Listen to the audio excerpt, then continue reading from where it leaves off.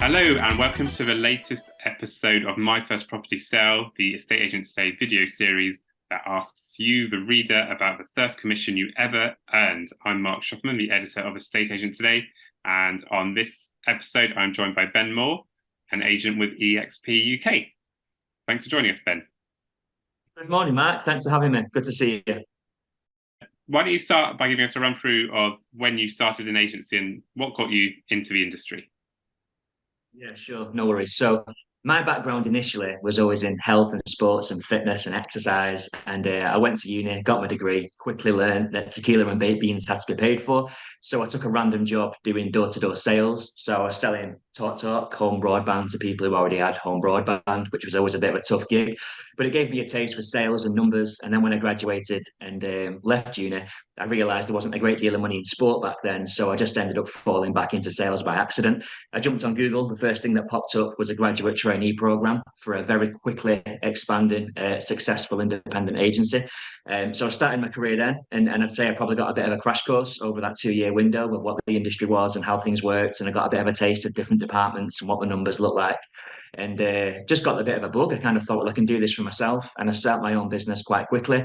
And long story short, I grew that from a home-based business, from the bedroom of a one-bed flat at the time, and grew that to a size where we created an exit, sold it to some investors in London, and then after that, I kind of did the same again, replicated it, built a second business, sold that, bought a property, and I moved up to the Fylde Coast where I live today. And eXp came into my life about 3 years ago, so I set up with eXp with a view of kind of building the Ben Moore brand, if you like, and took a different approach to agency where I now run more of a volume controlled, selective, sort of high quality, low quantity type model. And the rest is history, as they say. So I'm here now, happily selling houses and partnered with eXp. So that's about as brief as I can keep it. But in a nutshell, that's my career over the last 10 years or so. And so you're known online as the agent with the beard, for obvious reasons, I imagine. How's that kind of branding wise? Is that kind of an important aspect, you think, that to have a brand rather than just be known as an agent, it kind of sets you apart? Absolutely, mate. And that just kind of came about quite organically because, as most agents who are watching or listening to this at the moment will attest to, you don't get every instruction there and then. Sometimes you lose, sometimes it's a slow burner, sometimes you're nurturing people over a period of time. And I always found that after a period of time had passed between the initial valuation and my follow-up, I'd say, oh, hi, it's Ben. We met a few months ago.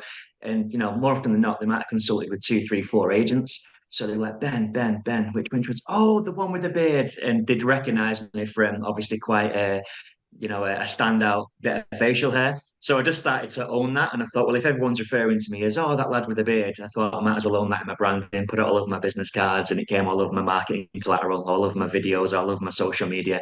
And it's just kind of stuck, but it's worked really, really well for kind of helping me be front of mind, I found, with consumers in the market. It just means you can't shave now. Yeah. Exactly. But I'm very lazy anyway, so it's all good. So when was your first sale? How long ago was that? Yeah, so I kind of go back to my first sale with eXp UK, really. It's probably the most accurate bit of feedback I can give you. And I don't want to make this an eXp UK sales pitch, but one of the things that appealed to me about this model was that there was no limitations, no glass ceiling. Geographically, you can build your business however and wherever you like. And what I found is when I first started, I put the usual social media post up saying, hey guys, I'm in business, as most agents do. And it was a friend of a friend referred a client to me. Now, I'm based right up in the Northwest. Like at the time, I was about this far away from the sea. So about as coastal as you can get. And my first ever referral was a property near Newcastle. So literally the opposite side of the country. So up in the Northeast. So to find someone who would work with me, I had to literally drive to the other side of the country, managed to get this client signed up. We did a great job with the marketing. That was the first ever sort of presenter-led video tour that I did. So I was very nervous. I had no idea what the area had to offer. But my very patient cameraman at the time made the trip up and we made it work. That seller did their own viewings, and that was my first ever sale with eXp, my first ever completion, and everything's kind of built from there, really. And how can you remember how much that was for and the kind of what ballpark commission? Yeah. Yeah, so the flat was worth around 50,000. So it wasn't one of the big shiny mansion ones like we feature sometimes now. And the commission was a fixed rate of 3,000 plus VAT. So we've definitely built from that since and managed to get that average fee up slightly. But back then that was what was needed to give me some good content. And this is the key, Mark. a lot of time people come in and they're thinking about commissions and shiny houses and all that kind of stuff. And that stuff's important and that stuff will come. But I think initially when you're finding your feet and you're trying to make noise and give people a reason to use you, you just need to do the best job you possibly can with what you can get. And we went above and beyond on that particular unit to showcase not just that property, but my ability as an agent to promote that property. And that was where video really kind of came into full focus and kind of leveraging that bit of content for the 50 grand studio flat in Newcastle was a great bit of kit to then say, well, if I can do this for a 1 bedroom flat, imagine what I can do for your 2 bed terrace. Imagine what I can do for your 3 bed semi. Imagine what I can do for your 4 bed detached. Imagine what I can do for your barn conversion. And that kind of content and always doing my absolute best is what allowed me to kind of progress up the value ladder. And obviously the fees came with that. And so was that 3 years ago when you first joined eXp, that sale? Yeah, correct. Yeah. So it would have signed up around October 2019 and we completed it early stages 2020. And so obviously, I mean, the market's changed a little bit since then, but are there many differences to then in terms of the process? Has it got easier, harder? I mean, obviously, been through a pandemic since then, I guess. Yeah. So in terms of, I mean, it's a bit of a strange environment, really, because the last couple of years have just been absolutely, the activities maybe been falsely inflated. It's been very fast paced and properties have been a bit easier to sell. So when we went into lockdown, like everyone, we had that, oh no, what's going on? My business is over. This is terrible timing. We can't even step foot outside the door, let alone go and value or sell a house. So that was a very scary period. But once that started to kind of pass by slightly, I found that that was a real key window for me to kind of build my brand because I'm not shy of doing a video. And I kind of think that video marketing, especially if it is that you're looking to leverage social media as a brand awareness tool, is an incredibly powerful tool to have in your toolkit. So over that window of time, I went crazy giving advice, giving information, trying to be a voice of reason, trying to give reassurance, trying to give my intake, my perspective. And when we kind of came out, I feel as though that 2 month window of content where I went very heavy allowed me to capitalize on an influx of inquiries that I'd argue maybe I otherwise wouldn't have had. So I found it a little bit easier coming out of that window because of the groundwork that I put in over the lockdown period for getting those fresh instructions. And as we all know now looking back, the buyer inquiries started to follow. People were reassessing the lifestyle, what they wanted from a home. A lot more people were remote working, so geography became less of an issue. So certainly for me living by the sea, people were looking to buy and kind of come in from out of town. So it was kind of like a perfect storm of ingredients, really, that as scary as it was on day one, a few months later, it turned out to be probably the best thing that could have happened for my business. And that allowed me to kind of create a bit of a platform, really, to spring off as the year went on. And where do you see the market going next year? Well, I think it's pretty universally agreed that we're going through a correction, right? There's obviously a lot in the media, interest rates are rising, mortgage products are being pulled and being reinstated, buyers are a bit wary. So I think, all these things are going to play into a very different market to what I've experienced over the last couple of years.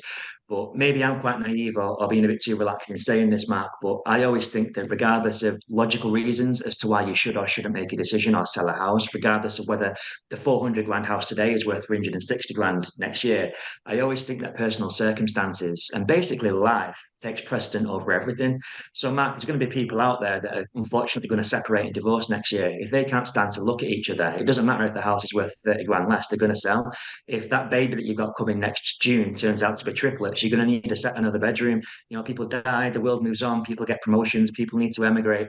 Life circumstances don't escape anyone. So I still think that as long as agents are being empathetic, as long as agents are being relevant, helpful, knowledgeable, as long as they're being front of mind, as long as they're doing all the things that agents should be doing anyway, I think that really there should be a lot of opportunities that are going to present themselves next year. And this might sound quite cutthroat in saying this, but I think it's been very possible for the most average agent to look amazing in the market that we've just come from. Whereas I think over the next 12 to 24 months, the bad agents are going to get found out and the ones that are really worth the metal are going to stick around. And for those agents, I think there's going to be some incredible opportunities to build brand, make money, and help clients. And I get in terms of how you sell yourself, I guess this is relevant to your first sale and the ones you're doing now. You mentioned the flat you sold wasn't near where you live and you had to travel all the way up north.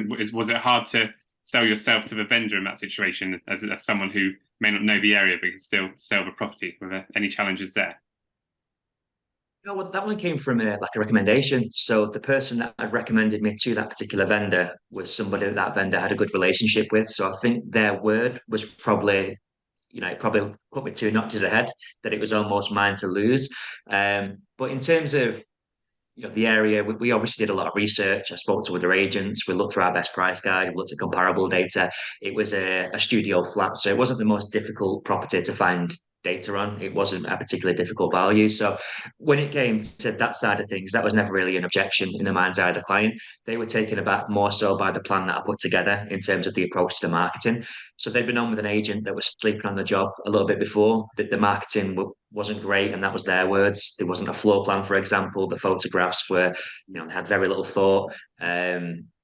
They couldn't even get a call returned, let alone book a viewing in. So it was kind of at the wit's end. So when I came along full of enthusiasm and passion, and I had this vision for what we could do and how we could almost tell the story of that property to open up more avenues to get feet through the door, I kind of feel like that energy was refreshing for that client. And maybe that was more important to them than how well informed I was on the immediate market, if that makes sense. So it's more about the agent than the location, than where the agent's based sometimes. Well, I think generically speaking, like if we're going to go as a rule of thumb, I think it's obviously important that you know your market, right? Like you need to understand property prices, you need to understand who's looking for what. If you've got a database of buyers, that never hurts often. And as a built brand, I guess going deeper rather than wider, that's definitely played to our advantage in terms of increasing brand awareness, being front of mind, and driving organic inquiries from working in a micro market. So I'd always advise, certainly with the agents that I coach, that they go deep rather than go wide. But back then, for that particular client, I just think they needed a helping hand. They needed someone to give them frank and honest advice, and they needed someone to make an effort with the marketing. So for that client, I think I was the right fit. But generally speaking, I think it's a good idea to understand your market before you go into it. Okay. Ben Moore, thank you very much.